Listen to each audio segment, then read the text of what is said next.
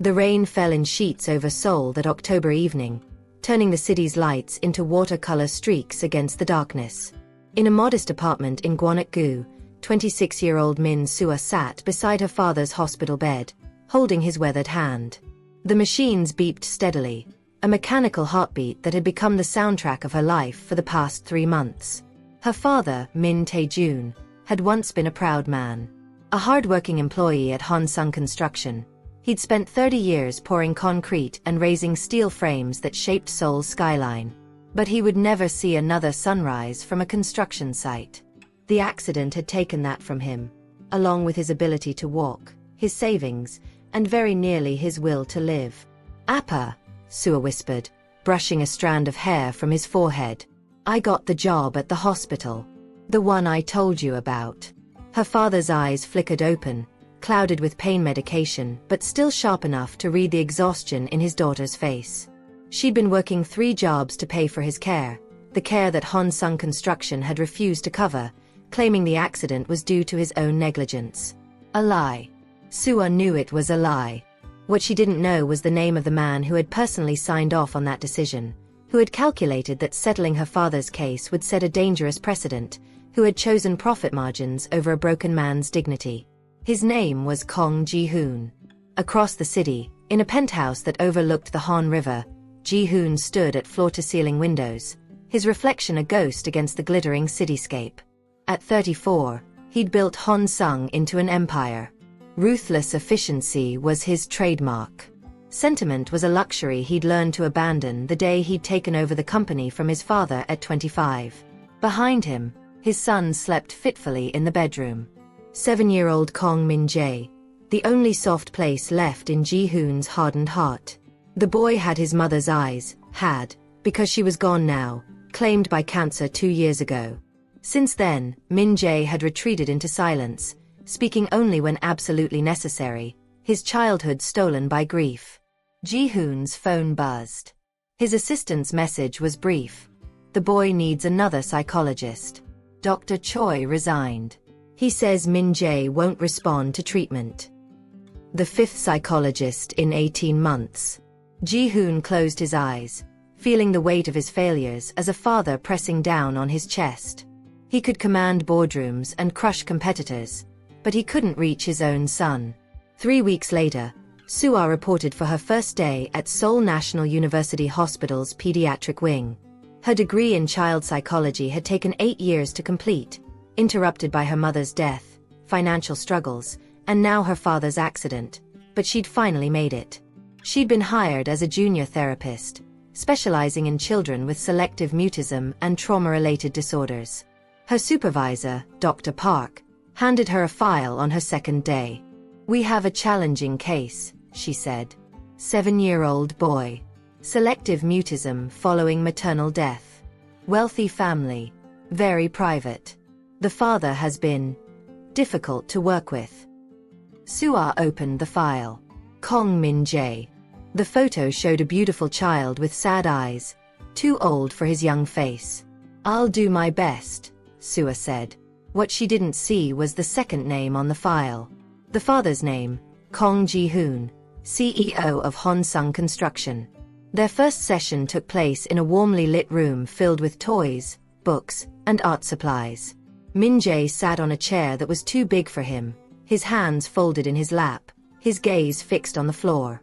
He looked like a small statue, perfectly still except for the occasional flutter of his eyelashes. Sua didn't try to make him talk. Instead, she sat on the floor and began building with wooden blocks, humming softly to herself. 15 minutes passed. Then 30. The boy's eyes slowly lifted, watching her hands as she constructed a tower, deliberately leaving gaps and imperfections. "You know what I love about building things?" Sua said quietly, not looking at him. "You can make mistakes, and that's okay. You can knock it down and start over. Nothing has to be perfect." She pushed the tower gently, letting it collapse with a soft clatter. Then she began again. By the end of the hour, Min-jae had moved from his chair to sit 3 feet away from her, watching. It was progress. The second session, a man entered with Min-jae.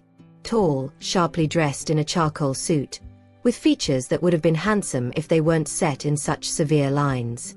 He barely glanced at Suar as he guided his son into the room. "I'll be observing today," he announced. "Not a request." Suar looked up from where she was arranging colored pencils and felt something cold slide down her spine. She knew that face. She'd seen it in newspaper articles, on her father's old company newsletters. Kong Ji-hoon, the man who had destroyed her family. Her hands trembled, and she pressed them flat against her thighs, forcing herself to breathe. Professional. She had to be professional. This wasn't about her. This was about a traumatized little boy who needed help. "Of course," she managed, her voice steady despite the rage igniting in her chest. "Please sit wherever you're comfortable, Mr. Kong." The session was torture. Every moment she felt Ji-hoon's eyes on her, assessing, judging.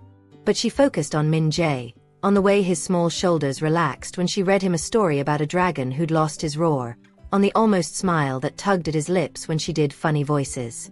When the hour ended, Ji-hoon stood abruptly. "You're different from the others," he said, and it didn't sound like a compliment. Less clinical. "Children don't respond to clinical," Suar replied, meeting his eyes for the first time. "They respond to genuine connection." Something flickered across his face. Surprise, maybe, or annoyance. He nodded curtly and left with Min Jae. Suar waited until they were gone before she let herself shake. Over the following weeks, Min Jae began to blossom. Slowly, gradually, like a flower opening to sunlight. He started playing with the toys during sessions. He drew pictures, dark at first, full of shadows and empty spaces, but slowly incorporating colors. Yellows. Soft blues. Once, a tiny red heart in the corner. Suar photographed each drawing with her phone, documenting his progress. She never pushed him to speak, never demanded more than he could give. Instead, she offered him safety, consistency, and a place where silence was okay. Ji-hoon attended every session now, though he rarely spoke. Suar could feel the tension radiating from him. This man who was used to controlling everything but couldn't control his son's healing. Sometimes she caught him watching Min Jae with such naked longing and frustration that she almost felt sympathy for him. Then she would remember her father, trapped in a body that no longer worked, and the sympathy would evaporate. The breakthrough came on a rainy afternoon, much like the night of her father's accident. Min Jae had been agitated during the session, pacing the room, picking up toys and putting them down without playing. Suar let him move, didn't try to redirect him. Then, without warning, he spoke. "Does it hurt?" 3 words, barely a whisper, but they might as well have been thunder. Suar froze, her heart hammering. In the corner, Ji-hoon leaned forward in his chair, his expression transformed. "Does what hurt, Min Jae?" Suar asked gently. The boy pointed to a book on the shelf, one with a picture of a bird with a broken wing. "When things break. Does it hurt forever?" Tears burned behind Suar's eyes. "Sometimes things break," she said softly. "And yes, it hurts. But you know what? Broken things can heal. It takes time, and sometimes there are scars, but they can still fly again. Maybe not the same way, but in a new way." Min Jae looked at her, really looked at her, and nodded. Then he picked up a crayon and began to draw. When he was finished, he held up the picture, a bird with multicolored wings, flying toward the sun. After the session, Ji-hoon waited while Suar gathered her things. "Thank you," he said, and his voice was different. Raw, stripped of its usual authority. I didn't know if he would ever." "He's a strong child," Suar said, not looking at him. "He just needed time and space to find his voice again." "I'd like to take you to dinner," Ji-hoon said abruptly. "To thank you properly. And to discuss Min Jae's continued treatment." Suar's stomach clenched. Sit across a table from this man? Make polite conversation with the person who had ruined her father's life? "That's not necessary, Mr. Kong. I'm just doing my job. Please. Something in that single word made her pause. A crack in the armor. I don't know how to do this. How to be what he needs. I thought, maybe you could help me understand. She should refuse. Should maintain boundaries. Should protect herself from the anger that lived like a coal in her chest. But when she looked at him, she didn't see a CEO. She saw a father who was drowning and desperate for a lifeline. One dinner, she said, to discuss Min Jae's treatment plan. The restaurant Ji-hoon chose was elegant but not ostentatious, overlooking a garden where late autumn leaves drifted like golden snow. Sua felt out of place in her simple dress, but Ji-hoon seemed not to notice. His attention focused entirely on the notebook she'd brought with observations about his son. He needs consistency, she explained, pointing to her notes. The same bedtime routine every night. Time without pressure or expectations. And he needs you to talk to him, not about the big things necessarily, just ordinary things. What you did that day. What you're thinking about. I'm not good at that, Ji-hoon admitted. Talking. Especially about feelings. Then learn, Sua said, more sharply than she intended. He's a child who lost his mother. He needs his father to be present, not just physically but emotionally. Ji-hoon's jaw tightened, but he nodded. You don't pull punches, do you, Dr. Min? Would you prefer I lie to you?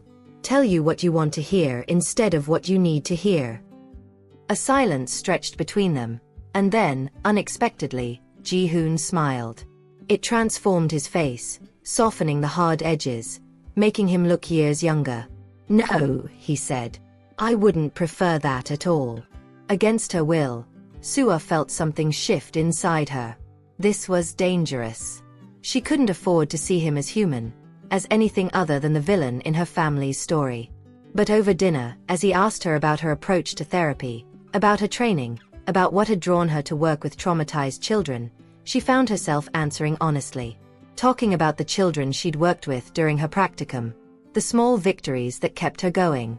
She was careful not to mention her father, not to reveal anything that might connect her to Honsung Construction. That secret felt like a weapon she wasn't ready to use. As weeks turned into months, Min Jae continued to improve. He spoke more during sessions, full sentences now, and had even started talking to his father at home. Ji-hoon reported these victories with an almost childlike joy that Sua found both endearing and infuriating. She was getting too close. She knew it. The professional boundaries that should have existed were eroding, worn down by weekly dinners where they discussed Min Jae's progress and, increasingly, other things. Books they'd read. Movies they'd seen. Ji-hoon's philosophy of business, which was ruthless but never, he insisted, cruel. There's a difference, he'd said over wine one evening, between making hard decisions and being heartless. Sua had thought of her father and said nothing. The problem was that Ji-hoon was not the monster she'd imagined. He was complicated, damaged in his own ways, shaped by a father who'd taught him that emotion was weakness and success was the only thing that mattered. He was trying, genuinely trying, to be better for his son, even when it clearly terrified him. And Sua was falling for him. She recognized it the night Ji-hoon called her in a panic because Min Jae had woken up screaming from a nightmare and wouldn't calm down. I don't know what to do, he'd said, his voice cracking. He's asking for you. She'd gone to their penthouse in her pajamas and winter coat, finding Ji-hoon pacing the living room while Min Jae sobbed in his bedroom. She'd sat with the boy, holding him, singing a lullaby her own mother used to sing, until he fell back asleep. When she emerged, Ji-hoon was sitting on the couch with his head in his hands. I'm failing him, he whispered. Every day, I'm failing him. No, Sua said, sitting beside him. You're showing up. You're trying. That's not failure, Mr. Kong. Ji-hoon, he said, looking at her with eyes that held too much vulnerability. Please call me Ji-hoon. Ji-hoon, she repeated softly. He reached for her hand, and she let him take it. In that moment, sitting in the half-darkness with a broken man and his wounded son, Sua felt her carefully constructed walls begin to crumble. The truth came out on a winter afternoon when everything was covered in fresh snow. Sua had gone to visit her father, finding him in better spirits than usual. The hospital had a new therapy program that was helping him regain some mobility in his arms. It was small progress, but after months of none, it felt like a miracle. "Abioji, look at you," she exclaimed, watching him lift a spoon to his mouth with trembling but determined hands. "I'm getting stronger," he said with a weak smile. Maybe I can fight them again. Honsung. They should pay for what they did, Sua." Her joy dimmed. "Appa, we've tried," the lawyers said. "I know what they said. But it's not right. That CEO, Kong Ji-hoon, he denied my claim personally. Did you know that? My supervisor told me before the accident. He said Kong was cutting costs, didn't want to pay for proper safety equipment. And when I fell," her father's voice broke, "he covered it up. Made it my fault." Sua felt the room tilt. She'd known Ji-hoon was responsible in a general sense. He ran the company. But this was different. He'd personally made the decision, had known about the safety violations and chosen profit over lives. "I have to go," she whispered, kissing her father's forehead. "I'll be back tomorrow." She made it to her car before she broke down, sobbing against the steering wheel until her throat was raw. She didn't go to the next session with Min Jae, or the one after that. She called in sick, asked Dr. Park to reassign the case, couldn't bring herself to see Ji-hoon's face knowing what she now knew with certainty. On the third day, he showed up at her apartment. "Sua," he said when she opened the door, and she realized it was the first time he'd used her given name. "What's wrong?" "Min Jae is asking for you." "I'm asking for you." "You need to leave," she said, her voice hollow. "Not until you tell me what happened." "Did I do something?" "Say something." The laugh that escaped her was bitter and broken. "You really don't know, do you?" "Know what?" She looked at him, this man she'd foolishly allowed herself to care for, and felt hatred and heartbreak warring in her chest. "My father is Min Tae-jun. He worked for Honsung Construction for 30 years. He fell from a scaffold because you didn't want to pay for proper safety equipment. And when he needed help, when he needed the company to take responsibility, you denied his claim." She watched the color drain from Ji-hoon's face, watched understanding and horror dawn in his eyes. "Min Tae-jun," he repeated numbly. "Oh God. Sua, you ruined him. You ruined us. My father can't walk. Can barely feed himself. We lost our home, our savings. I worked 3 jobs just to keep him alive while you lived in your penthouse and worried about profit margins. I didn't know. You didn't want to know." The words erupted from her, months of suppressed rage finally breaking free. "That's the problem with people like you. You make decisions from behind desks and never think about the real people whose lives you're destroying." Ji-hoon stood frozen, his face a mask of devastation. "Sua, please. Let me fix this." "You can't fix it. You can't give my father back his legs or his dignity or the years we've lost." Tears streamed down her face. "And the worst part is that I was starting to. I was falling for you. How stupid am I?" "You're not stupid," Ji-hoon said hoarsely. "Sua, I am so sorry. I will make this right, I swear to you. Don't make promises you can't keep. Just leave. And find another therapist for Min Jae. You're the only one who's helped him." "That's not my problem anymore," she said, and closed the door in his face. The next weeks were agony. Sua threw herself into work, taking on extra cases, staying late at the hospital to avoid going home to her empty apartment where every corner reminded her of Ji-hoon, of his rare smiles, of the way he'd listened to her with complete attention, like her words were the most important thing in the world. Dr. Park approached her one afternoon. "Mr. Kong has requested to meet with you," she said carefully. "He says it's urgent and concerns Min Jae." "I told him I can't work with them anymore." "I know. But Sua, the boy is regressing. He's stopped speaking again. Won't engage with the new therapist. Whatever happened between you and Mr. Kong, Min Jae is the one suffering for it. The guilt was immediate and crushing. That's not fair. No, Dr. Park agreed quietly. But it's true. She agreed to one meeting.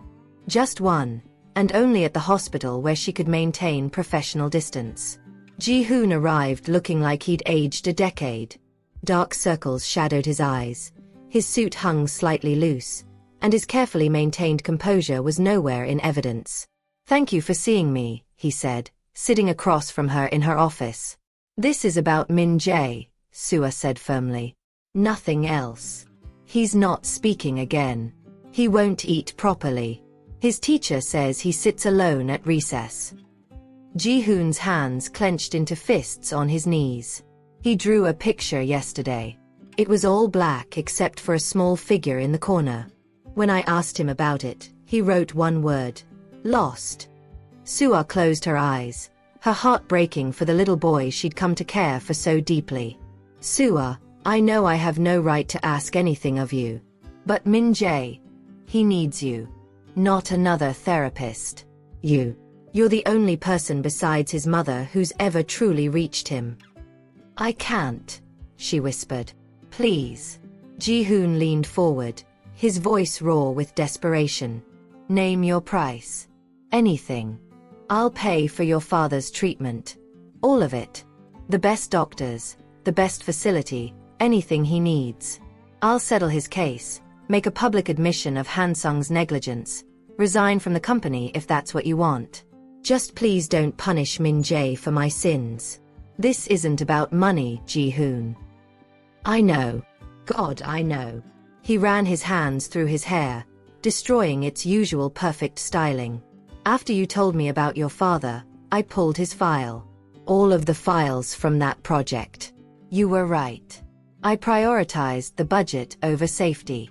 I convinced myself it was a necessary business decision, that the safety risks were minimal, that the workers were exaggerating to get better compensation. I was wrong. I was so wrong. And your father paid the price." He pulled an envelope from his jacket and placed it on her desk. "This is a settlement agreement. Full compensation for medical care, lost wages, pain and suffering, and a formal apology from Hansung Construction admitting complete fault. It's not enough. Nothing could ever be enough. But it's a start." Sua stared at the envelope, afraid to touch it. "Why now? Because you want something from me?" "No. Because it's right. I had my lawyers draw this up the day after you told me. I should have done it 2 years ago. I should have done it before your father ever fell." Ji-hoon's voice cracked. "I can't take back what I did. But I can stop hiding from it. And I can try, however inadequately, to make amends." Silence filled the office. Outside, winter rain began to fall, tapping against the windows like tears. "I don't know if I can forgive you," Sua finally said. "I don't expect you to. I'm asking you to not let Min Jae suffer because of what I did. He's already lost so much." Ji-hoon's eyes glistened with unshed tears. "Please." That evening, Sua sat with her father and showed him the settlement agreement.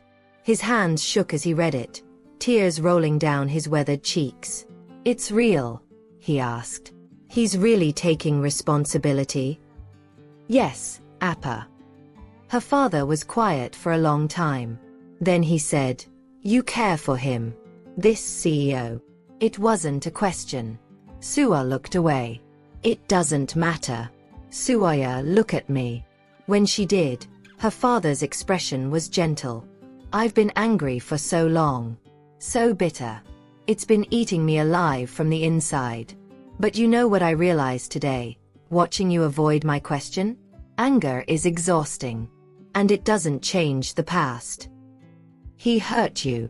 He did. And this settlement, this admission of guilt, it matters.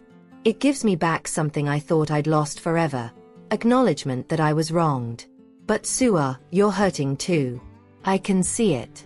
And part of that hurt is because you have feelings for him." How can I have feelings for him after what he did? Because people are complicated. Because he's trying to make it right. Because his son needs you, and maybe. Her father reached for her hand. Maybe he needs you too. And maybe you need to let yourself be happy instead of carrying my anger for me. I don't know if I can. Then start with the boy. Help Min Jae. The rest will figure itself out. The next day, Suah called Ji-hoon. I'll work with Min Jae again, she said. But there are conditions. Anything. You don't attend the sessions for now. Dr. Park will observe instead. We maintain strict professional boundaries. And you follow through on everything in that settlement. Not as a favor to me, but because it's right. Done. All of it. Thank you, Suah. Thank you. After she hung up, she sat in silence, wondering if she was making a terrible mistake or the first step towards something like healing. Min Jae's face when he saw her again made every doubt worth it. He ran across the therapy room and threw his arms around her waist, holding on like she was a life raft in a storm. You came back, he whispered against her shoulder.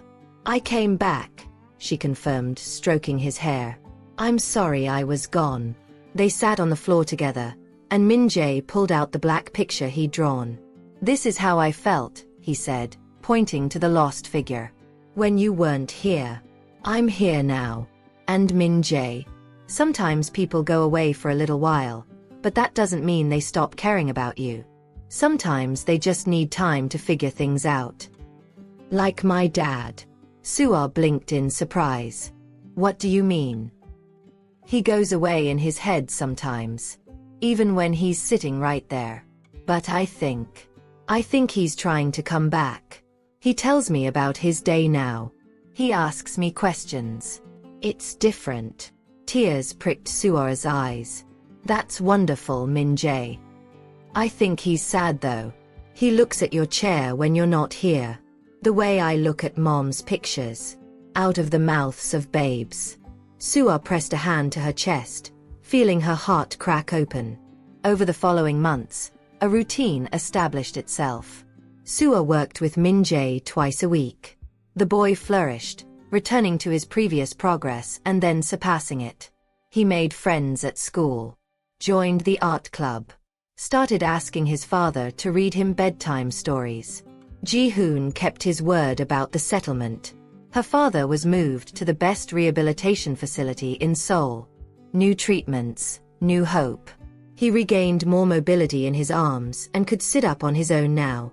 The change in his spirits was miraculous. Hansung Construction released a public statement admitting negligence in Min Tae-jun's case, announcing new safety protocols, and establishing a fund for injured workers. It made national news. The business press praised Ji-hoon's transparency, while some shareholders grumbled about the costs. Ji-hoon never tried to see Suah privately. Never pushed for more than she'd agreed to. He sent brief, polite messages through Dr. Park about Min Jae's progress at home. That was all. Which was what she wanted. Wasn't it? Spring arrived, painting Seoul in shades of pink and white as the cherry blossoms bloomed. On a sunny Saturday, Suah took Min Jae to a park for their session, outdoor therapy, she called it, though really she just thought the boy needed to run and play like children were meant to. She didn't expect to see Ji-hoon there, sitting on a bench at a respectful distance, clearly struggling with whether he had the right to approach. Dr. Min said you'd be here, he said when Min Jae ran to him. I didn't mean to intrude.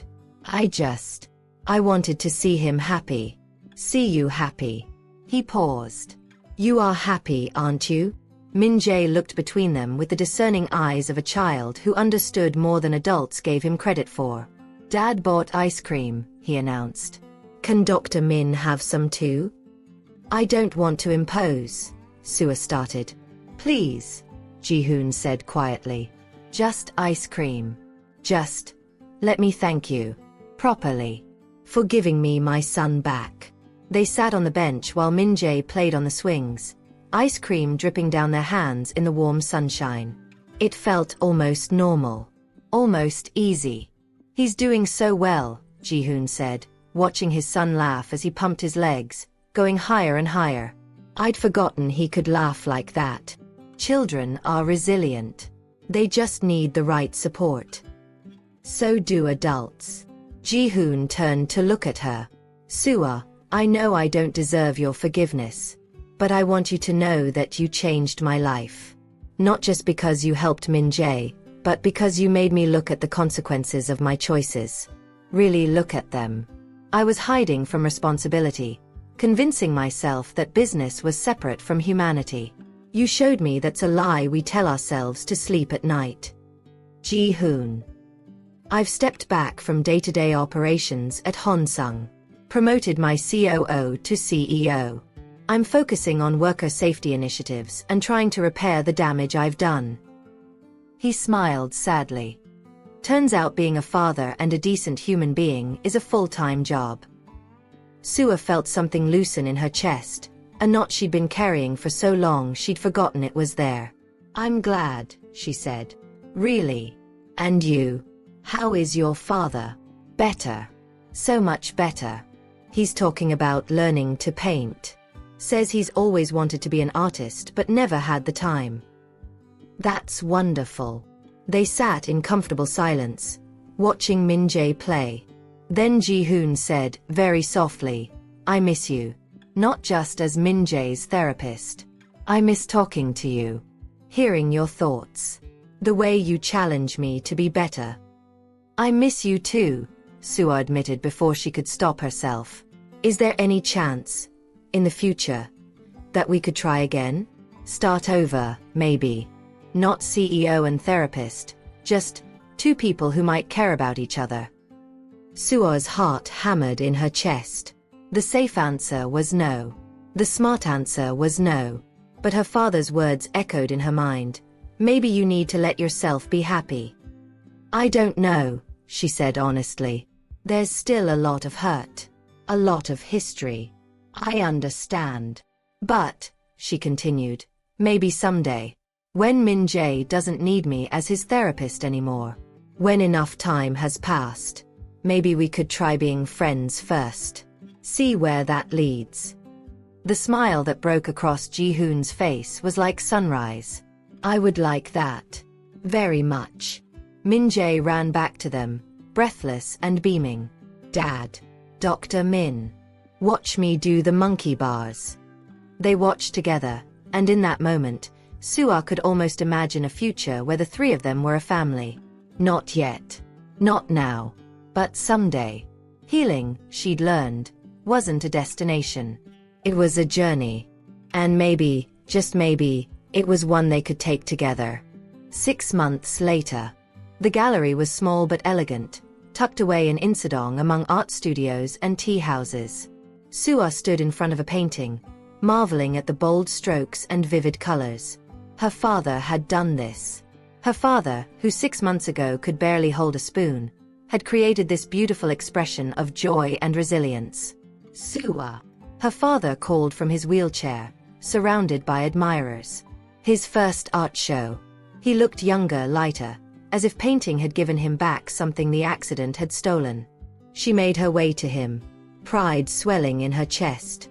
Appa, this is amazing. Your young man bought 3 paintings, her father said with a mischievous smile. He's not my. Suah turned and found Ji-hoon standing nearby with Min-jae, both dressed in suits, both looking slightly nervous. We wanted to support the artist, Ji-hoon said. And we brought a gift for Dr. Min. Min-jae stepped forward and held out a small wrapped box. For you, he said shyly. Because you helped me find my voice. Inside was a delicate bracelet with a small charm shaped like a bird in flight. The bird from his breakthrough drawing, rendered in silver. Min-jae helped design it, Ji-hoon said. We wanted you to have something to remember that not all broken things stay broken. Suah's eyes filled with tears as she clasped the bracelet around her wrist. It's perfect. Thank you both. Dr. Min, Min-jae said, tugging on her sleeve. When you're done being my doctor, could you be my dad's friend? He smiles more when you're around. Both adults blushed while Min-jae looked pleased with himself. I'm not his doctor anymore actually, Sua said, looking at Ji-hoon. Dr. Park took over your case last month. You're doing so well that you don't need me anymore. Does that mean? Ji-hoon started, hope naked on his face. It means, Sua said, her heart racing, that if someone wanted to take me to dinner, not to discuss therapy, just as two people getting to know each other, I might say yes. Tomorrow night? Ji-hoon asked immediately. Tomorrow night, Sua agreed. Min-jae cheered, and her father laughed, and Ji-hoon looked at her like she'd given him the world. 1 year later. The rooftop garden was strung with lights, cherry blossom petals drifting on the spring breeze. Below, Seoul glittered like a jewel box, but up here, the world was soft and intimate.